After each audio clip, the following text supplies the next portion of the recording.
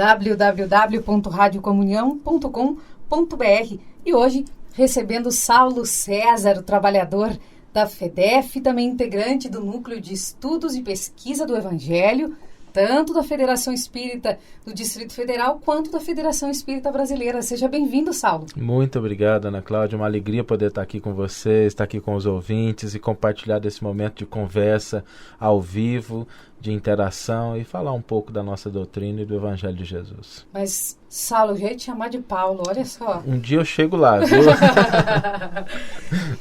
Mas, Saulo, me conta uma coisa. Tu pesquisaste ao longo de muito tempo, já me disseram e tu confirmaste para mim, que a pesquisa nasceu do Evangelho no Lar. Foi.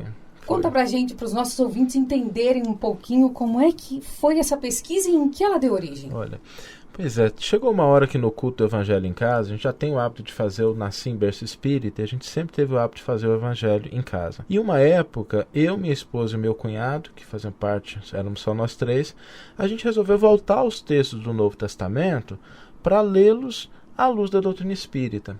E isso fez com que a gente buscasse os comentários de Emmanuel, que estão em Caminho, Verdade e Vida, Fonte Viva, Vinha de Luz, Pão Nosso, que ele comenta versículos, e nós organizamos, fizemos uma lista de quais versículos que ele comenta por ordem, para que a gente pudesse ler o Novo Testamento e verificar se ele tinha algum comentário, e o comentário do Emmanuel ajuda a gente a entender o texto do Novo Testamento. E aí essa lista foi crescendo, ela começou no início, ela tinha 16 páginas, e aí sempre que a gente achava um livro novo do Chico que tinha um comentário, a gente ia acrescentando na lista. E fomos compartilhando com as pessoas que a gente encontrava, às vezes fazendo uma palestra, numa casa espírita, que a gente sabia que tinha a tradição de estudo do Evangelho, até que a gente falou com a Terezinha do Geode, que é uma companheira querida do nosso coração. Se ela estiver ouvindo algum dia ouvir, mandar um abraço para ela. A gente vai ter que explicar o que é o Geode, porque tem gente lá do meu Rio Grande do Sul, do Rio de Janeiro e aqui de Brasília ouvindo a gente. Tu vai ter que explicar o que é. Geode é o Grupo Espírita Operários da Espiritualidade, que é um grupo de trabalhadores que fica em Samambaia, aqui no Distrito Federal. E ela ficou tão empolgada com aquilo que ela começou a distribuir essa lista.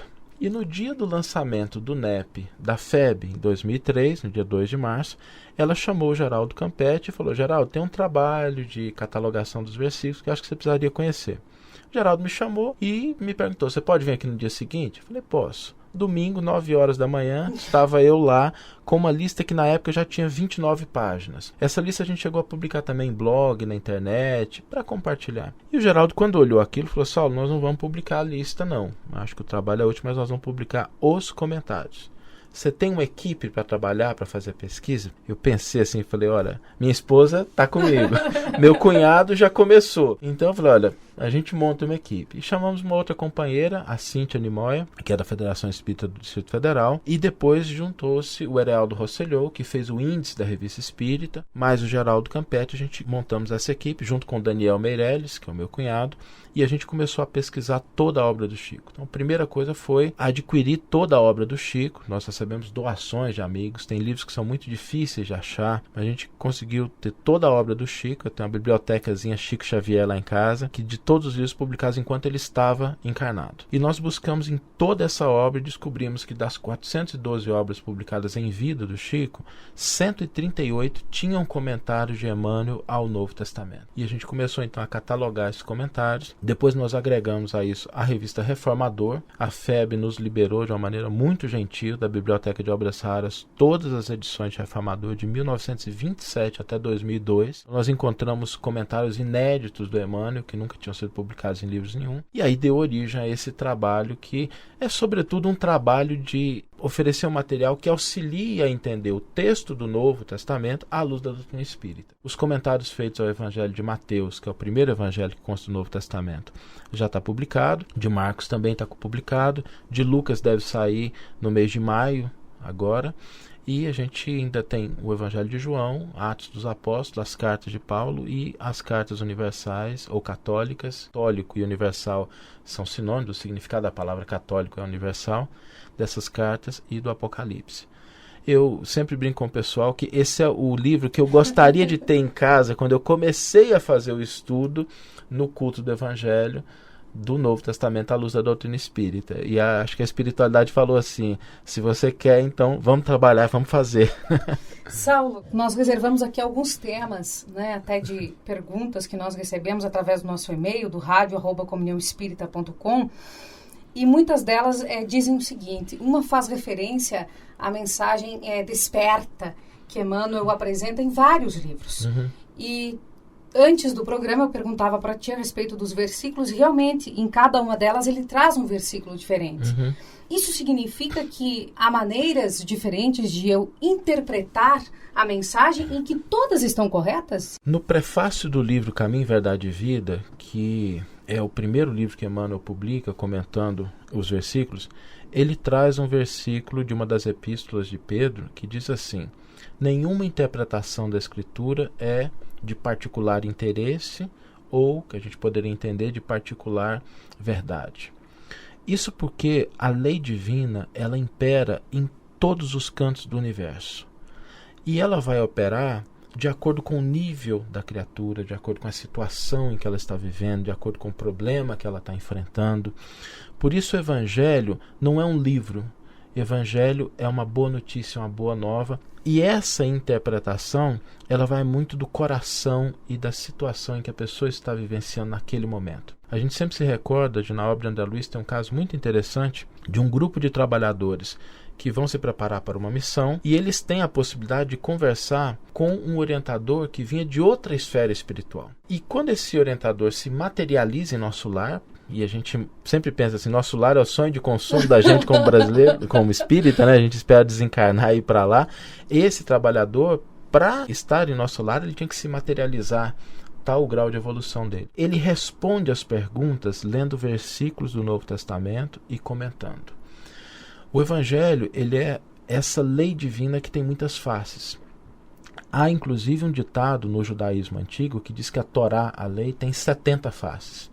Então cada criatura vai ter a possibilidade de perceber dentro da própria alma, de reverberar dentro do próprio espírito, essa lei divina que nos aproxima do Criador. Mas aí existe também uma outra questão, que é eu conhecer, sentir e colocar em prática. Alcione, no livro Renúncia, ela tem uma frase muito bonita que ela diz assim: muitos estudiosos presumem ter chegado ao final da lição do mestre por uma leitura vagamente raciocinada. Isso, contudo, é erro grave. A mensagem do Cristo precisa ser conhecida, meditada, sentida e vivida. Agora, você não consegue viver sem compreender. Você não consegue sentir sem você se aproximar desse texto, que foi o que Kardec fez com o terceiro livro da codificação. O Evangelho segundo o Espiritismo, ele é um tratado de interpretação bíblica. Nessa obra, Allan Kardec seleciona versículos, organiza de uma maneira muito metódica. Kardec era um educador, era alguém que se preocupava com a didática, com a forma de ensino. Ele faz quase uma proposta que vai fazendo com que o leitor vá entendendo essa lei paulatinamente e nos oferece a visão espírita que esclarece, como ele diz na introdução, muitos pontos dos evangelhos, da Bíblia, dos autores sacros em geral, só são ininteligíveis por falta da chave que se lhes permita aprender o verdadeiro sentido. Essa chave está no Espiritismo. E, ao mesmo tempo, essa chave reside no nosso coração, na medida em que o meu raciocínio, ele entende, mas a lei precisa residir dentro do meu coração. É porque eu preciso tratar um pouco as emoções. Se a lei ficar só na parte intelectual, ela não transforma a criatura. Nós somos essa conjunção de inteligência e de sentimento. Não dá para desprezar um dos dois lados. O Espírito de Verdade diz claramente, né? Espíritas, amai-vos e instruí-vos. Então não há que colocar uma coisa antes da outra, porque nós precisamos conjugar. O Emmanuel tem uma frase muito bonita que ele diz assim: aquele que apenas sabe é como uma placa no deserto. Ele aponta o caminho, mas o viajante sedento morre de sede. Aquele que apenas ama é um oásis. Ele dessedenta a criatura, mas por falta da inteligência, por falta da razão, ele faz com que ele perca o rumo. Então nós precisamos conjugar essas duas coisas. E eu acho que isso é um processo cíclico. A gente lê, reflete, internaliza, sente, pratica. Quando a gente volta para ler de novo, a gente já tem um outro entendimento e já consegue ampliar a nossa possibilidade de ação. Por isso o estudo das obras básicas é fundamental. Não para a gente ler e dizer assim, eu já li o Livro dos Espíritos. Mas se você já leu, então precisa ler de novo. E depois da quinta vez de ler, comecemos a estudá-lo. Saulo, como nós explicamos para as pessoas num mundo em que, entre aspas, parece que elas estão mais agitadas, que o dia a dia está mais corrido, que o tempo passa mais rápido, que as relações parecem ser meio rasas, assim. Seja o meu falar sim, sim, não, não. Quando Jesus disse essa frase, ele não estava nos pedindo para ser arrogante ou virulento na forma de falar, mas ele estava pedindo coerência. E eu acho que é isso que a gente precisa conquistar na atualidade. A coerência entre aquilo que a gente acredita e o que a gente diz, sem a pretensão de estar certo sempre. Porque você ser coerente e depois descobrir que aquilo que você acreditava está errado, e aí você ser coerente com esse segundo momento e reconhecer e mudar de opinião, faz parte do processo. A doutrina espírita nos mostra que ninguém é perfeito, nós somos perfectíveis. E Kardec diz que o verdadeiro espírita não é reconhecido pelos caracteres de santidade, mas pelo esforço de domar suas más inclinações que todos nós temos, pela sua transformação moral. Então, ser coerente, dizer sim, sim, não, não, é ser coerente com aquilo que você sente, com aquilo que você acredita.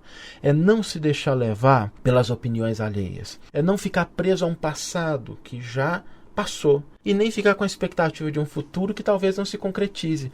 Mas viver o presente e você interagir com essa integridade de alguém que está nas nossas relações integralmente envolvido nas conversas, nas relações, nos sentimentos. Quando nós falamos da doutrina dos espíritos, há um sentimento profundo, aliás, um dos mais belos, que é o amor, que está muito presente. Porém, hoje em dia, nós andamos meio esquecidos de dizer e, ao mesmo tempo, sentir de verdade eu te amo. Por que, Saulo? Isso é uma questão interessante, até porque a palavra amor pode ser aplicada a uma gama tão grande de fenômenos, né? Desde a gente dizer assim, eu amo a macarronada da minha avó, até eu amo um amigo, eu amo um familiar, eu amo a minha esposa, eu amo meus filhos. Esse sentimento é algo que a gente precisa cada vez mais buscar o que ele representa para mim, naquela relação. O que eu quero dizer quando eu digo que amo uma pessoa? Quando a gente começa a fazer essa reflexão, a gente começa a ter mais desenvoltura em expressar aquilo que a gente sente. Mas para isso nós precisamos de uma coisa que é um desafio, que é o autoconhecimento. A gente precisa se voltar para dentro de nós mesmos e tentar entender, sem crítica, sem elogio, aquela pessoa que eu sempre brinco, né, que a gente encontra todo dia pela manhã, quando vai fazer a barba ou quando vai se maquiar no espelho, mas que às vezes é um grande desconhecido de nós mesmos. A gente consegue falar da política, da economia, do Brasil, do vizinho, do colega de trabalho, mas nem sempre a gente consegue falar de nós mesmos, do que somos, do que gostamos, do que temos medo, do que já conseguimos conquistar, do que temos dificuldade, com a leveza de quem se ama. Amar o outro é um processo de auto-amor. Jesus já dizia, ama o teu próximo como a ti mesmo. E aí, eu vou te fazer a mesma pergunta que fizeram agorinha ali no 3º Congresso Espírita aqui do Distrito Federal. Não dá então para amar a Deus se eu não amar o próximo? Não. Você não ama o autor sem amar a sua obra. Você não ama o Criador sem amar a criatura. Mas é à medida em que você começa a amar a criatura que você aprende a amar a Deus. E à medida em que você ama a Deus, você ama a obra. Por isso que Kardec começa o Livro dos Espíritos analisando o que é Deus, para que a gente se desvencilhe daquela concepção de que Deus faz predileções, de que Deus faz distinções, de que Deus pune. Jesus traz uma informação muito bonita quando ele chama Deus de Pai. E a gente se sentir filho é o primeiro passo, mas aí tem um segundo, que é a gente reconhecer no outro também a condição de filho de Deus. Mas eu me sinto filho de Deus, mas eu preciso obedecer esse Pai. A voz de Deus, segundo a questão 621 do Livro dos Espíritos, quando Kardec pergunta assim, aonde está escrita a lei de Deus? E ele faz essa pergunta, é até interessante a gente fazer um pequeno retrospecto, porque na questão 614 ele pergunta em que consiste a lei natural. E os Espíritos dizem assim, a lei natural é a lei de Deus, única e verdadeira para a felicidade do homem. Então, quando Kardec pergunta na questão 621, aonde essa lei está escrita, há um interesse. Aonde está escrita a lei que diz respeito à nossa felicidade? E os espíritos respondem, na consciência. Então é esse processo de ouvir a voz da consciência que vai fazer com que a gente descubra no nosso cotidiano o que a lei divina pode dizer para a nossa felicidade. Deus espera, sobretudo, que nós sejamos felizes. E para atingir esse estado de felicidade, a gente precisa vencer 2 adversários muito grandes, que é a culpa e o remorso. A culpa e o remorso são aqueles 2 desvios que nos tiram da rota da felicidade e nos encaminham para a rota do sofrimento. Isso não significa que a gente não vai errar, mas a doutrina espírita ela é extremamente consoladora. Erramos, levantemos, olhamos para frente e prossigamos. E vamos supor que eu erre 10 vezes a mesma coisa. Não tem problema. A gente sempre diz assim, tem uma maneira que Deus nos deu para medir se Ele ainda confia na nossa capacidade de acertar. E a gente pode fazer o teste todo dia pela manhã. É assim, a gente acorda, abre o olho, olha para o teto. Se estiver vivo, é porque Deus confia. Então, não olhemos para o passado, porque o passado, tudo que nós fizemos até hoje, antes de começar o programa, está indelevelmente registrado. Não é possível mudar o passado, mas nós podemos começar a mudar o nosso futuro. Se a gente errou 10 vezes, eu lembro sempre de Thomas Jefferson, quando falava para ele assim, mas você está tentando fazer a lâmpada, já erramos 700 vezes. Ele falou assim, não, eu já descobri 700 vezes de como não fazer. Uma hora eu acho a maneira certa de fazer. Então, não nos culpemos. Se a gente está vivo, se a gente acordou, seja em que situação for, e nós temos um dia, nós temos 24 moedas para negociar com a vida a nossa felicidade. Nós vamos escutar uma música que escolhemos até para ti, ó. Estrada de Damasco, com Silvio Sodré, aqui no Iluminar.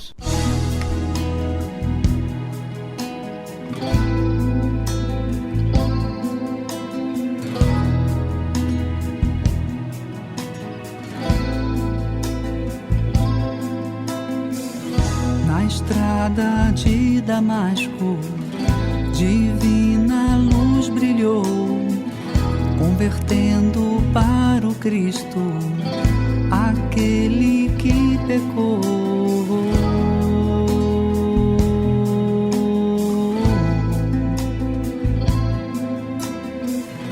Envolvido em treva densa, em pranto se prostrou, e seguindo a nova crença, sua alma iluminou.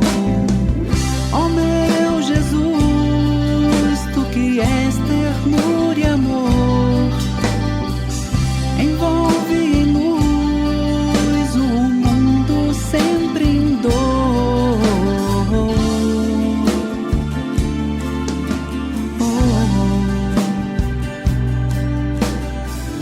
Ó Mestre amado, tu que és todo bondade, a luz que a Paulo transformou, inflame a toda a humanidade. Ó Mestre amado, tu que és todo bondade, a luz que a Paulo transformou, inflame a toda a humanidade. Ó meu Jesus,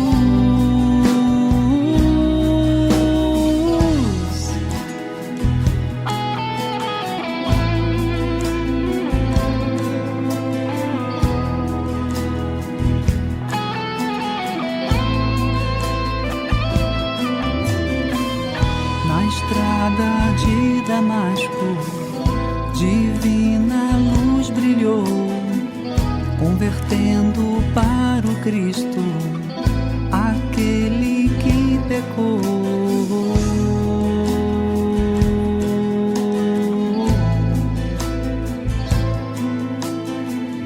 Envolvido em treva densa, em pranto se prostrou, e seguindo a nova crença, sua alma iluminou. Ó meu Jesus, tu que és ternura e amor, envolve em luz o mundo sempre em dor.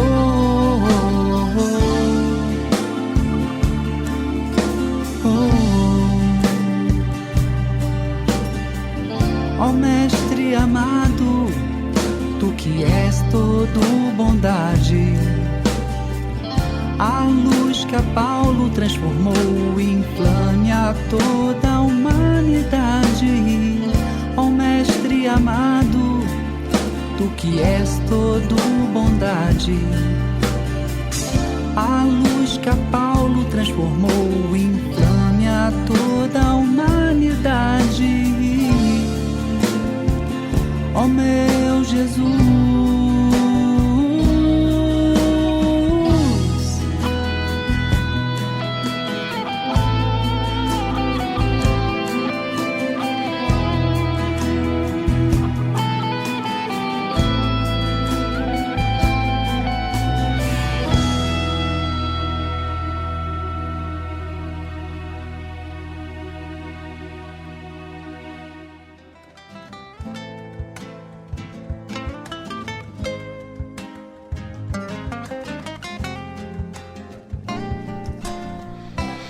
Você está ouvindo o programa Iluminar com Ana Cláudia Feltrin. Nós estamos em Brasília, ao vivo, com o programa Iluminar. Quem está conosco é Saulo César. Daqui a pouco ele conta, ou eu conto, né? A novidade para vocês que eu já comuniquei, eu nem convidei, já falei para ele assim, direto. Mas, Saulo, eu queria te perguntar uma coisa, onde no capítulo 8º, que a gente marcou aqui, lá no item 18, as instruções dos Espíritos, do capítulo 8º do Evangelho, né? Disse o Cristo, deixai que venham a mim as criancinhas. O que ele quis dizer com isso? Nesse momento do Evangelho, é uma situação em que Jesus está numa praça e as crianças começam a tentar chegar até ele e os apóstolos começam a afastá-los, né? E Jesus não perdia uma oportunidade de dar um ensino. E isso é bonito porque às vezes a gente pensa em Jesus como sendo aquela figura que está conosco no centro espírita, ou na igreja católica, ou no templo protestante, na comunidade evangélica, mas Jesus, ele está presente na nossa vida de uma maneira integral. Está no templo, está no centro, está na igreja, mas está no trabalho, está na nossa vida cotidiana, no nosso ambiente social. E ele aproveita para dar um ensino muito importante. Porque ele diz assim, deixai que essas crianças venham a mim, porque em verdade vos digo, não vos assemelheis a uma dessas crianças, não entrareis no reino dos céus. E ele destaca algo muito importante, que é a pureza. E é o que Kardec coloca nesse capítulo 8º, bem-aventurados os puros de coração, porque verão a Deus, porque a criança ela tem essa característica que nós adultos talvez percamos com o passar da vida, com as atividades, de olhar para o outro de uma maneira desarmada. Se você deixar algumas crianças brincando, elas vão interagir. E quanto mais novas, mais propensas à interação elas estão. Porque elas têm essa pureza de coração de olhar para o outro sem o preconceito, sem a concepção, às vezes construída pelas diferenças sociais. Uma criança de 3, 4 anos, ela vai brincar com a outra sem perguntar para ela de onde é que ela vem, o que ela tem, qual que é a opinião que se tem dela. Então Jesus traz um ensino muito bonito, que é esse de que a gente só vai alcançar esse reino dos céus, essa paz interior, quando a gente se desarmar diante do próximo. A gente reconhecer que, igual a gente comentava no bloco anterior, ele é filho de Deus, nós também somos filhos, nós somos irmãos, e que a gente pode interagir de uma maneira pacífica, e a partir daí a gente começa a enxergar. Porque bem-aventurados os puros de coração, porque verão a Deus. Porque quem tem um coração puro enxerga Deus nos olhos do próximo. Dia desses, uma jovem aqui na evangelização, eu até brinquei com ela, falou, agora você não dá mais para você dizer isso. Ela falou assim, mas professora, como é que eu faço quando meu santo não bate com o santo daquela pessoa que eu conheço?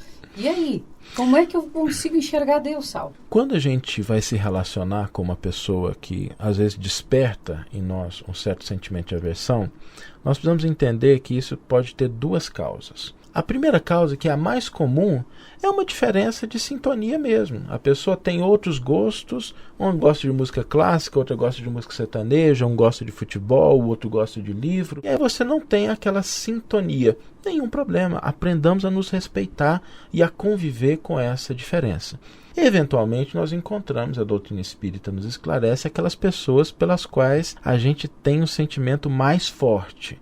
É um sentimento gratuito e que nesse ponto aí é o momento da gente refletir se aquilo que eu estou sentindo não é um sinal de que eu tenho que me relacionar e que eu tenho que fazer algo naquela relação. O que não significa se submeter, o que não significa aceitar tudo que o outro está buscando, mas talvez seja o momento da gente se mostrar como nós somos e tentar buscar uma relação de convivência pacífica. O Alberto Almeida tem uma frase que a gente gosta muito, ele sempre lembra que ele diz assim: bateu, doeu, leva que é teu.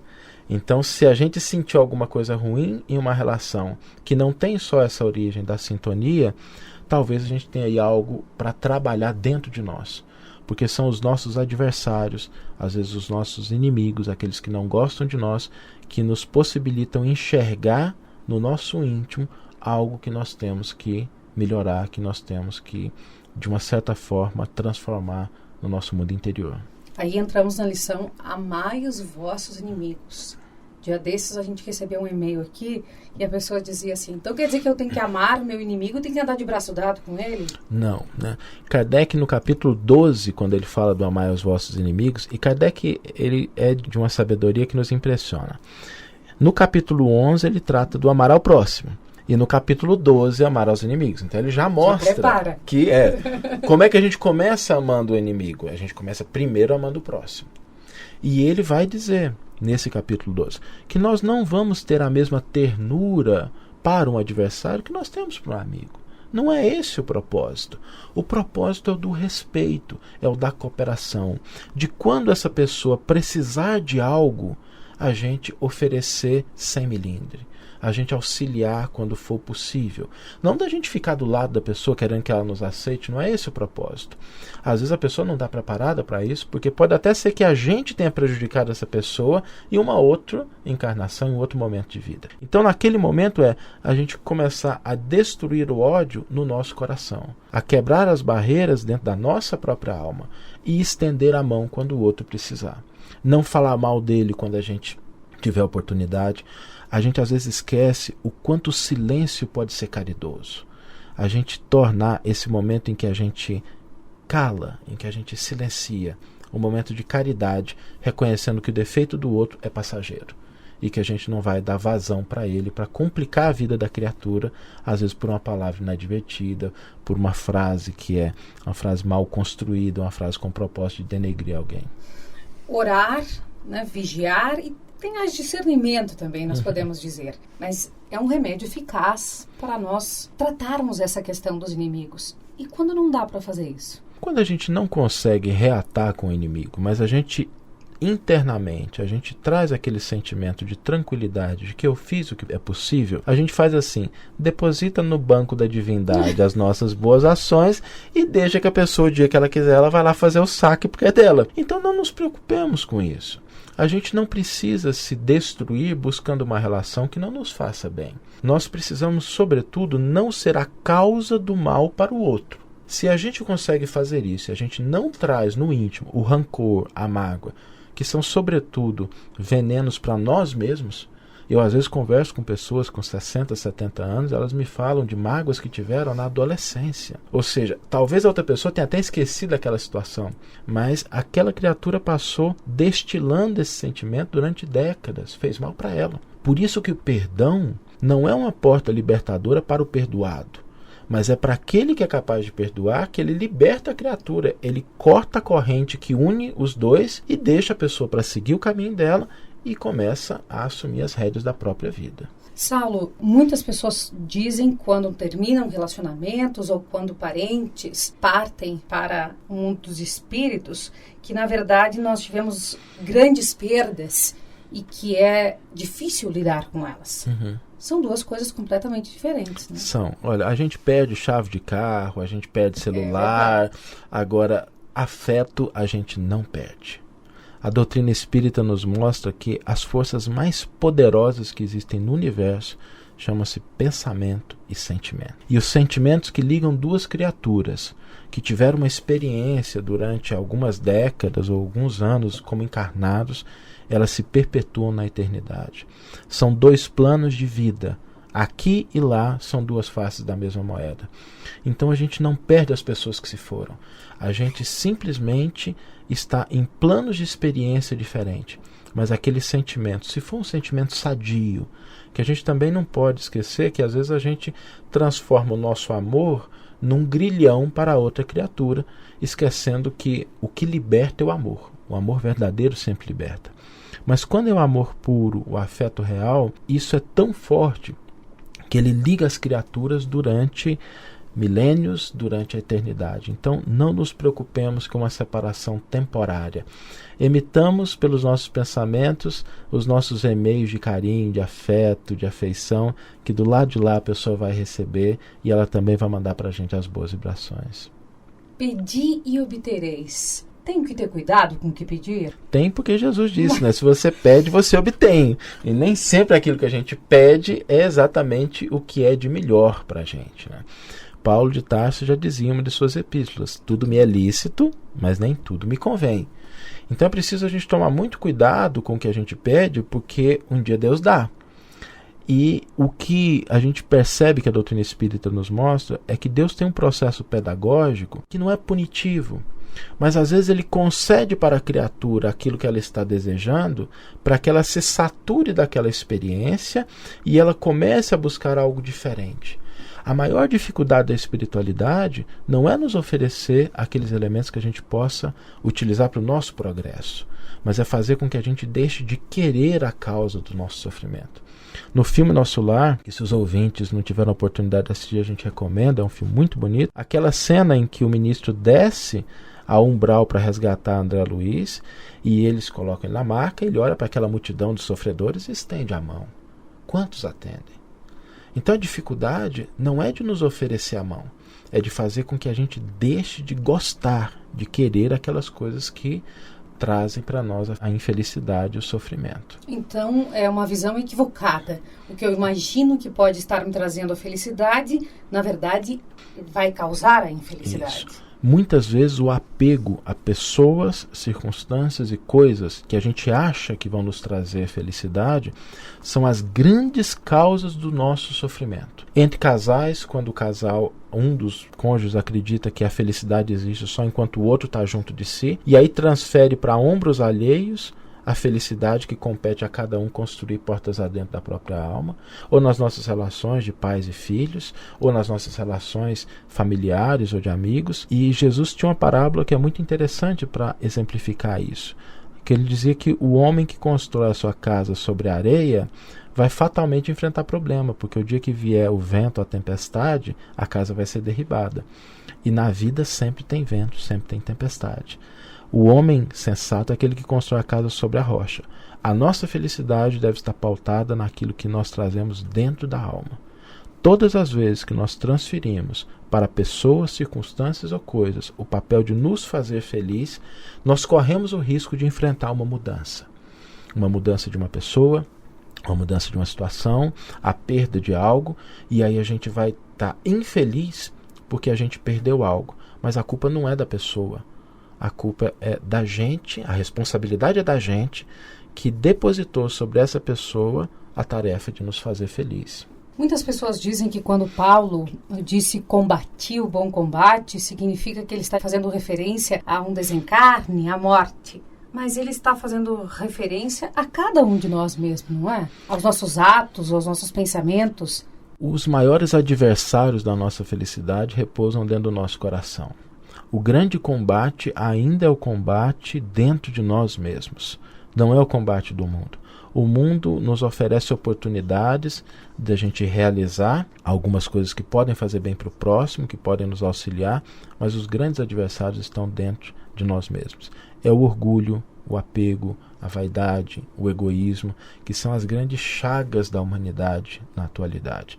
E elas têm a sua raiz dentro dos nossos corações. Então o grande combate é o combate dentro do nosso coração. O Emmanuel tem uma frase, um parágrafo que ele diz assim: se te ferem, pacifica desculpando. Se te caluniam, pacifica servindo. Se te menosprezam, pacifica entendendo. Se te irritam, pacifica silenciando. Então, para que a gente possa combater o bom combate, as armas são o trabalho, a compreensão, a humildade, são as ferramentas, as armas pelas quais a gente vai combater, como Paulo fez nessa trajetória exemplar desse apóstolo. E quando nós acreditamos que o trabalho dentro da casa espírita por si só já é mais do que suficiente para que eu consiga o progresso, entre aspas, mais rapidamente e esqueço do que está dentro de mim. A gente sempre costuma dizer que casa espírita, igreja católica, templo, de todas as denominações, são ambientes de treino. A gente está ali dentro para treinar uma postura para que a gente seja cristão no mundo. E Emmanuel nos diz que é por louvá-lo nos templos e menoscabá-lo nas ruas é que temos naufragado 1000 vezes. Esses ambientes que são tão importantes, a gente se sente tão bem estando dentro de uma casa espírita, de qualquer religião que a gente se aproxima de Deus e que nos coloca naquele estado de vibração, de sintonia, de paz, a gente deve aprender a levar isso para o nosso ambiente de trabalho, para a nossa casa, para o nosso trânsito. A gente percebe quantas pessoas às vezes se irritam umas com as outras no trânsito e às vezes no outro carro tem um companheiro de casa espírita, no outro carro tem uma pessoa que faz parte do nosso convívio. Tem uma companheira nossa que relatou um caso que sempre nos chamou muita atenção. Ela ficava muito irritada quando ela estava dirigindo e as pessoas andavam devagar. E ela não entendia, né? E às vezes buzinava. E aí um dia ela foi numa festa de aniversário de uma amiga dela e passou numa floricultura para comprar um presente, comprou uma orquídea e pôs dentro do carro. Bom, mas aí não dava para andar depressa com a orquídea dentro do carro. E ela teve que ir dirigindo devagarzinho. E ela percebeu que ela estava naquela situação que muitas vezes ela julgava que os outros estavam por inadvertência. E começou a perceber o seguinte: existem outros motivos para as pessoas fazerem o que fazem. E ela conta que a partir daí, toda vez que ela encontrou alguém assim, um pouquinho mais lenta no carro, ela diz assim, está carregando orquídea, né? Então a gente pensar dessa forma, né? A gente buscar esses momentos de reflexão interna e de uma ação fraterna no mundo é o que vai fazer da gente cristãos e é o que vai transformar a nossa sociedade. Então não existe diferença entre templo e oficina. O mundo, em todas as suas dimensões, é ao mesmo tempo o nosso templo e a nossa oficina de trabalho interior. Então, como é que eu exercito? Paciência, resignação e aceitação. E não transformo tudo isso em acomodação. A paciência, a resignação, a perseverança são atitudes. É importante que a gente haja no mundo. Aonde é que eu vou exercer a paciência? Aonde ela for requisitada. Então não é eu me afastando do mundo que eu vou ser uma pessoa paciente. O Evangelho nos diz que a indiferença é uma chaga tão grande. E há uma frase do Espírito José, que é uma frase um pouco dura, que ele diz assim: a tranquilidade comprada ao custo de uma indiferença culposa é como a tranquilidade do mar morto, sob cujas águas repousam a vasa fétida e a corrupção. Então não é você se afastar do mundo, é você buscar as situações em que aquelas virtudes podem contrabalancear um equívoco do próximo ou podem te conduzir a uma situação de maior tranquilidade na ação. Nunca nos afastemos. Quando a gente se afasta, a gente cai num equívoco que já é muito antigo da humanidade. Na época de Jesus, a gente tinha uma corrente dos essênios, que eram os místicos que buscavam se afastar do mundo e se consideravam puros por isso, contemplação, e esqueciam que era só na convivência, na interação. Jesus tem uma parábola do administrador infiel que ele trata exatamente desse ponto, ele aponta o dedo para essa postura de às vezes nós nos afastarmos. Então as virtudes, elas existem para que nós as exerçamos e não para que a gente converta a nossa vida em um barco cheio de moedas de ouro no fundo do oceano. Então diz pra gente o que é ser resignado. Porque tem gente que acredita que é aceitar tudo. Não é isso, né? Ser resignado é nunca perder de vista que acima de todos os poderes humanos paira a vontade soberana de Deus. Que embora nós não a compreendamos em determinado momento, nós tenhamos a confiança de que aquilo que está acontecendo redundará inevitavelmente em um bem para as criaturas envolvidas. Por isso não existe resignação sem fé. A resignação sem fé é a acomodação. Quando nós nos resignamos é quando a gente entende, através do exercício da humildade, que eu não tenho condições de interferir naquela situação de uma maneira positiva, e eu entrego isso nas mãos do Criador. São Francisco de Assis tem uma história que sempre nos emociona muito, que ele estava caminhando com um monge, e eles estavam indo na direção de um mosteiro, que inclusive era um mosteiro franciscano, e chega quando está uma chuva muito forte, ele bate na porta, quem está do outro lado abre só a janelinha, olha, pergunta quem que é, ele fala assim, eu sou São Francisco, a pessoa fala, São Francisco, desse jeito, aqui, fecha e manda os dois embora. E aí o companheiro de São Francisco, debaixo da chuva, começa a se desesperar, fala assim, poxa, e agora a gente aqui no relento, à noite, a chuva, e São Francisco começa a agradecer. E ele não entende, pergunta assim, mas pai Francisco, agradecer o quê? Eu falo assim, meu filho, agora nós estamos 100% na mão de Deus. Não há nada dos homens que possa nos amparar. Agora nós estamos 100% na mão de Deus. Então a resignação é essa compreensão de que as mãos de Deus são muito mais fortes, são muito mais sábias do que as nossas, e a gente transfere para Ele a resolução de problemas que estão além da nossa capacidade. Nós já entendemos bem o que nós dizemos e deveríamos sentir com o Pai Nosso? A oração do Pai Nosso talvez seja assim a síntese do que representa a proposta do Cristo e do que a doutrina espírita nos traz. É interessante porque muitos estudiosos do judaísmo antigo, eles dizem que a gente só compreende uma religião prestando atenção nas orações. E no Evangelho segundo o Espiritismo, o último capítulo 28 é o capítulo das preces. E Allan Kardec começa analisando a prece do Pai Nosso, e é o capítulo mais longo do Evangelho. Por que é que ele encerra o Evangelho segundo o Espiritismo com essas preces? Ele mesmo vai dizer que essas preces que foram ditadas pelos Espíritos representam a essência e a síntese da doutrina. Porque é através da oração que nós nos aproximamos de Deus, que a gente faz esse momento de religação. E Kardec nos dá exemplo nesse capítulo de oração para tudo enquanto é situação. Se eu estou doente, se o outro está doente, se eu estou morrendo, se o outro está morrendo, se alguém está prestes a desencarnar, se alguém já desencarnou, para mostrar que em todos os momentos nós podemos estar em união com o Pai. E é através dessa união que as bênçãos divinas fluem de Deus para nós e de nós para o mundo. Saulo, uma outra questão importante é quando nós falamos em oração, e tu ao mesmo tempo reforçaste que um veículo fundamental que nós temos é o pensamento. E quando nós já cristalizamos no pensamento que não vai dar certo? Olha, o pensamento é uma força que vai nos vinculando às circunstâncias. Eu às vezes vejo pessoas que são tão pessimistas que tudo de errado acontece com elas. Elas pensam assim, estaciona o carro, olha para lá e fala assim, algo vai acontecer. E aí realmente, 5.000 veículos, o dela é arranhado. Porque o nosso pensamento é uma força criadora. Ele nos vincula às situações da vida. Educar o pensamento significa educar aquilo que nós emanamos de dentro de nós para o mundo. Por isso, essa cristalização do pensamento, Deus tem um mecanismo muito interessante de descristalizando. É fazendo com que aquilo que a pessoa acredite que vai acontecer, aconteça. E aí, ao que ela percebe que aquilo não é bom, ela começa a pensar de outra forma. E na nossa atualidade, isso é uma necessidade, porque às vezes nós emprestamos o nosso pensamento para as opiniões alheias, para o que a televisão mostra, para o que a gente encontra na internet. A gente sempre costuma dizer que a vida é mais ou menos igual ao YouTube. Tem de tudo ali.